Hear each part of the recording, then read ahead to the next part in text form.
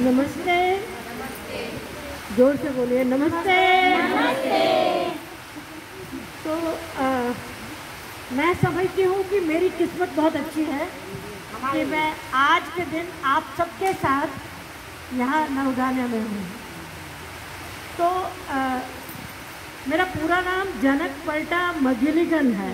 ज़रा थोड़ा लंबा नाम है, कद छोटा है मेरा। जैसे मीरा और मैं दोनों दोस्त हैं, बहुत पुराने सहेली हैं। हमारी हाइट छोटी है लेकिन विचार ऊंचे हैं। आप तो जनक लिख लो बस। जनक पलटा पलटा पलटा मगिलीगन, पलटा मगिलीगन। और आपको ये भी बता दें कि ये नाम क्यों है ऐसा। तो एक बात मैं आपको ये बताना चाहती हूँ शुरुआत से कि ये पलटा जो है ये मेरे पिताजी का उपनाम है। गुरु नानक देव जी की बहन के परिवार से हमारे पिताजी उधर से आए हैं। और मगिलीगन जो है वो आयरिश, नॉर्दर्न आयरलैंड, उत्तरी आयरलैंड का एक सरनेम है। वो मेरी शादी का सरनेम है। मेरे पति उत्तरी आयरलैंड के थे। अभी हम लोग आदमी आगे पीछे की बात कर रहे थे, आदमी पीछे आ रहे हैं हमारे। लेकिन मैं आज आपके सामने अगर खड़ी हूँ, इसके पीछे दो लोग मेरे जीवन में बहुत सबसे ज़्यादा रोल किसी ने किया है। तो पहले तो पिताजी ने, मैं बड़ी बेटी थी, उन्होंने मेरे जीवन को कभी कोई ऐसी बात नहीं जो करने से मना किया, और हर बात में कहा बहुत अच्छा, बहुत अच्छा। पिताजी के कारण फिर जिससे शादी किया, हम दोनों बहाई धर्म को मानने वाले, जो ये मानते हैं कि मानवता एक पक्षी है, उसके दो पंख हैं, औरत और आदमी। वो कोई भी है, वो नर मादा पौधे में भी है, जानवर में भी है, इंसान में भी है। लेकिन ये तभी ऊंचा उड़ता पक्षी जब दोनों एक दूसरे की शक्ति से मिलाकर चलते हैं, मिलजुल कर चलते हैं। तो औरत आदमी जो है, मैं ऐसा मानती हूँ वो कोई रूलिंग और अपोजिशन पार्टी नहीं है। वो दोनों ईश्वर ने एक दूसरे के साथ दुनिया चलाने के लिए बनाए हैं। और हम लोग ये जो काम आज हम सारे इकट्ठे हुए हैं, इसको अंग्रेजी में सस्टेनेबल डेवलपमेंट एक शब्द आपने सुना होगा। तो मैं सस्टेनेबल डेवलपमेंट को हिंदी में बताती हूँ आपको, मैं क्या समझती हूँ इससे। हम सबने बचपन से सुना होगा कि विश्व का कल्याण हो, ऐसा बोलते थे। वो बोलते थे विश्व का, फिर हाथ खड़े करके कहते थे कल्याण हो।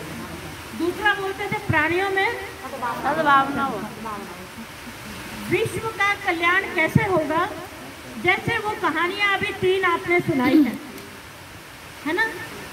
जब हम लोग पूरे विश्व के बारे में सोचेंगे, लेकिन उसको बदलने के लिए जो बदलाव करना है, वो जहां हम हैं, think globally and act locally, तो विश्व का कल्याण होगा। हम जाके विश्व को नहीं बदल सकते।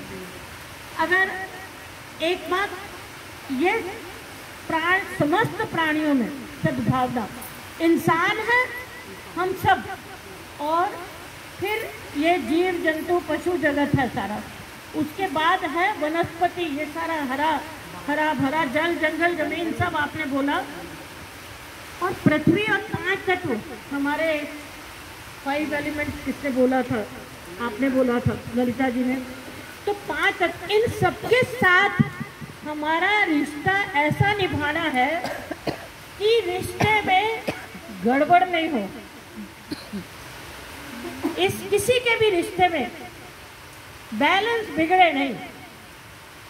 ये बैलेंस सबके साथ कैसे बना के रखना, उसके लिए हमें जिंदगी में, जैसे कहते हैं ना, मेरी चॉइस ये है ना। जिंदगी में हर चीज़, क्या खाना है, क्या पीना है, कहाँ रहना है, कैसे जाना है, कैसे बर्थडे मनाना है, कैसे शादी करनी है, कैसे मरने के टाइम पर क्या करना है, बाद में क्या करना है। अभी ये धार्मिक कार्यक्रम कैसे करने हैं, आयोजन कैसे करने हैं, ये हम लोग कैसे कर रहे हैं इधर, है ना। तो ये सारा हमारा पूरा जीवन शैली, हमारा पूरा जीने का जो तरीका है, वो जब ऐसा हो तो वो मानेंगे हम कि हम प्राणियों के साथ सद्भावना से रह रहे हैं। आदमी लोग लड़ेंगे नहीं, ये कोई भी ऐसी चीज़ नहीं खाएंगे। हम लोग सारे इसी बात पे सुबह से चर्चा कर रहे हैं कि हमारा खान पान शुद्ध हो, है ना, शुद्ध, सात्विक शब्द भी आज हमने सुना भी। हर धर्म ग्रंथ में लिखा है, वो बाइबल है कि कुरान है कि गीता है कि हर धर्म का जिसको भी हम मानते हैं, सब जगह शुद्धता से जीवन बिताने को कहा है। हमारा तन शुद्ध हो, हमारा मन शुद्ध हो और हमारा धन शुद्ध हो, किसी में भी करप्शन नहीं हो।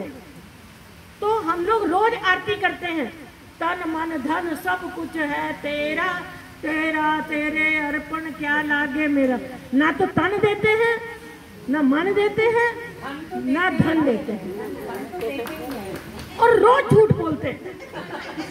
फिर दूसरी बात कहते हैं, विषय विकार मिटाओ पाप हरो देव। वो भी वो करेगा तो अपने विषय विकार, ये विकार है जो धरती के साथ हम जहर डाल रहे हैं, ये विकार है। ये पाप, जो पाप हम कर रहे हैं सारी प्रकृति के साथ, इसका भी उसको बोलते हैं कि आप हमें आपकी अपना कुछ नहीं।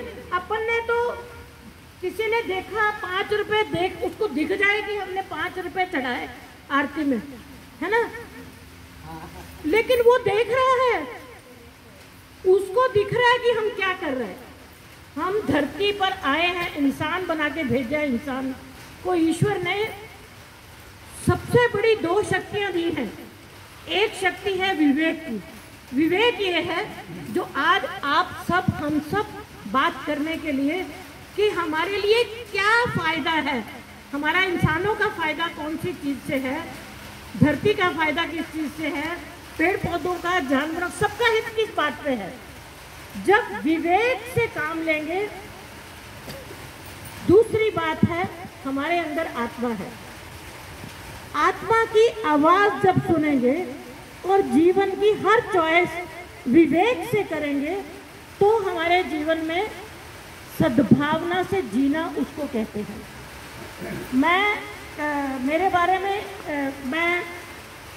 मेरा मायका चंडीगढ़ में है और मैं काफ़ी साल हो गए, आज 37वां साल है मेरे को जंडीगढ़ अपनी नौकरी, अपने माँ बाप छोड़ के मेरे को बुलाया गया।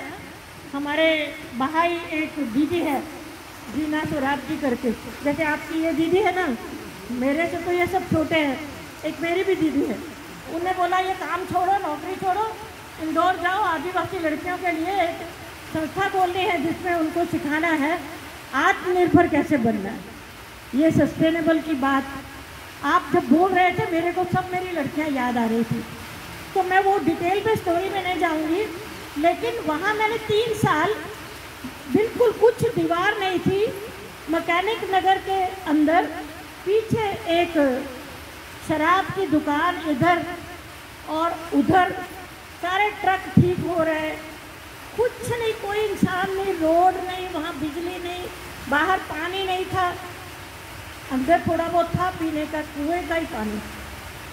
और मैं चंडीगढ़ से गई, मैं आपको तन मन धन की बात कर रही थी। मैंने सोचा मुझे खाना बनाना, मैं तो गैस वाले घर से गई थी। तो मुझे कहा कि आपको क्या क्या चाहिए यहाँ काम करने के लिए। तो मैंने बोला गैस और ऐसा, तो पता चला अभी गैस का चूल्हा है, सिलेंडर है, तो गैस नहीं थी, अब खाना बनाना है। वो आया साइकिल पे गैस देने वाला, 2 रुपये रिश्वत लेता है, 2 रुपये रिश्वत दे के बिना किसी और के बदले आई हुई गैस मेरे को दे देगा रिश्वत से। मैंने 17 दिन 3 ईंट के ऊपर गिरी हुई लकड़ी का खाना बनाया, 2 रुपये रिश्वत के नहीं दिए। मेरे जीवन का एक फैसला है, मैंने आज तक कोई काम रिश्वत दे के नहीं किया। दूसरी बात, मैंने मेरे जीवन में कभी भी ये मेरे को डर नहीं लगा, डरती नहीं हूँ मैं, क्योंकि मेरे को ऐसा लगता है कि वो भगवान ने मेरे को बुलाया, वही देखेगा, ये उसका काम है ना, डरना नहीं। अब आके वहाँ काम शुरू किया। 3 साल बाद मेरे हस्बैंड की, अब तो पूरी सुना रही मैं, वो आए, शादी हुई हमारी। हम दोनों ने ये सोचा कि इधर आने दो,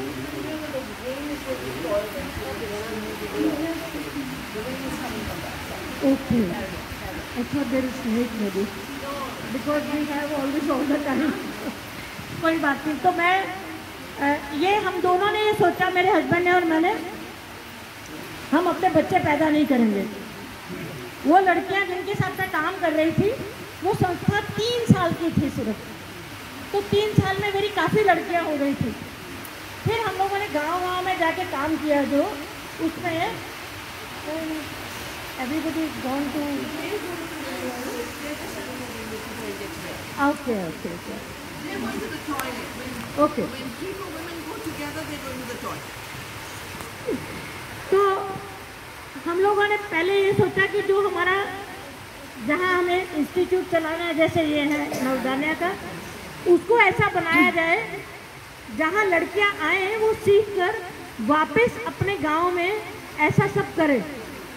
तो ऐसा वो कैंपस बनाया और लड़कियाँ सब सीखती थी। वो लड़कियाँ स्कूल नहीं गई थी, आदिवासी लड़कियाँ, 15 साल से बड़ी उम्र की लड़कियाँ। 2 घंटे 6 महीने के प्रोग्राम होते थे। तो 2 घंटे खेत पे काम करना, वहाँ नौकर नाम की कोई चीज़ नहीं थी, चपरासी नौकर कोई कुछ नहीं, बस सब मिलकर काम करते थे। साक्षरता, स्वास्थ्य, कुछ हाथ के काम, सिलाई कटाई के, आपके हैंडीक्राफ्ट के जो भी है सारे, कुछ ना कुछ। तो करते करते हम लोगों ने जब जाना, मैंने गांव में शुरू किया, तो मेरे को जंगलों को देख के बड़ी घबराहट हुई। जंगल बड़ी तेजी से कट रहे थे। तो हमने सोचा कि आगे के लिए ये महिलाएं, मैंने ये भी नहीं कभी देखा था कि खाना चूल्हे पे बनता है, और महिलाएं बहुत दूर से जंगल दूर हो गए थे, इतने कट गए थे, 20 किलोमीटर 25 किलोमीटर 3 दिन लकड़ी लेके आती। तो उस ज़माने में सोलर कुकर हमने शुरू किया कि सोलर कुकर से महिला खाना बनाएगी, और ऐसा एक कार्यक्रम शुरू किया। सिलाई कटाई बुनाई वो सब, पढ़ाई लिखाई वो सब करती। वो 6 महीने के बाद ओपन स्कूल का एग्ज़ाम पास करके जाती लड़कियाँ। लेकिन उनको सिखाने की 3 बातें थी।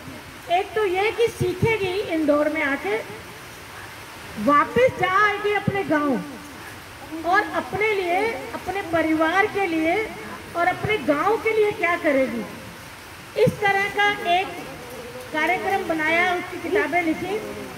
तो कुल मिला के 500 गाँव की 6000 लड़कियां वहाँ प्रशिक्षित हुई, जो अपने गांव में जैसी कहानियाँ आज आप सुना रहे हैं वो तो मैं बता रही हूँ आपको। लेकिन एक बात जिसके लिए वंदना जी ने मुझे बोलने को कहा आज, कि वो सोलर कुकर से उनके जीवन में क्या परिवर्तन आया।